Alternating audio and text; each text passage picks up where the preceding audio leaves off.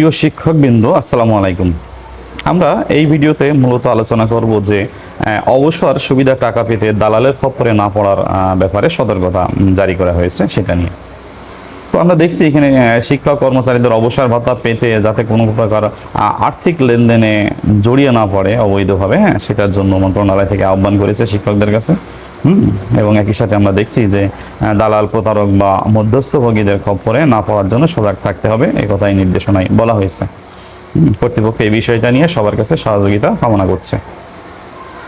সম্প্রতি শিক্ষক ও কর্মচারী অবসর সুবিধা বোর্ডের এক নোটিশে কিন্তু আমরা এটা জানতে পেরেছি এবং তারাও সেটা এভাবেই আমাদেরকে জানিয়েছে। এতে আমরা দেখছি যে শিক্ষক কর্মচারী অবসর সুবিধা বোর্ডে চলতি বছরের জুলাই পর্যন্ত, অর্থাৎ এই বছরের জুলাই পর্যন্ত যতগুলো আবেদন জমা পড়েছে তার মধ্যে যে সকল শিক্ষক এবং কর্মচারী এখনও অবসর সুবিধা পাননি তাদের প্রয়োজনীয় কাগজপত্র বোর্ডে পাঠানোর জন্য বলা হয়েছে। এখানে আমরা আরও দেখতে পাচ্ছি যে ইন্ডেক্স নাম্বার বা আবেদন আইডি নাম্বার সহ অন্যান্য তথ্য জমা দিতে হবে। তাহলে কি কি জমা দিতে হবে আমাদের এখানে সেটা বলা হচ্ছে যে শিক্ষক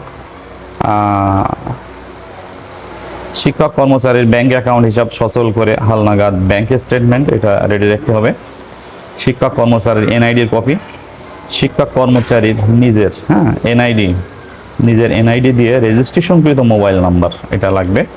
আর লাগবে মৃত্যুজনিত আবেদনের ক্ষেত্রে অনলাইন মৃত্যু সনদ, 300 টাকার নন জুডিশিয়াল স্ট্যাম্পে ক্ষমতা হস্তান্তরপত্র, ওয়ারিশ সনদ, নমিনির ব্যাংক হিসাব সচল করে হালনাগাদ ব্যাংক স্টেটমেন্ট এটা, আর নমিনির এনআইডি কার্ড ও নমিনির নিজের এনআইডি দিয়ে রেজিস্ট্রেশনকৃত মোবাইল নাম্বার, ইন্ডেক্স নাম্বার, আবেদন আইডি নাম্বার এবং জমার তারিখ উল্লেখ করতে হবে।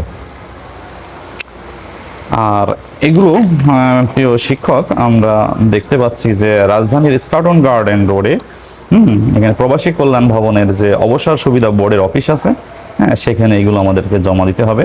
এখানে স্কুলের শিক্ষকদের জন্য 1415 এবং 1421, কলেজ ও কারিগরি শিক্ষকদের জন্য 1416 এবং 1421, আর মাদ্রাসা শিক্ষকদের জন্য 1413 এবং 1421 নম্বর কক্ষে এই প্রয়োজনীয় কাগজপত্র জমা দিতে হবে। তো প্রিয় শিক্ষক, এটাই ছিল আমাদের আজকের ভিডিওর মূল আলোচ্য বিষয়। ধন্যবাদ সবাইকে।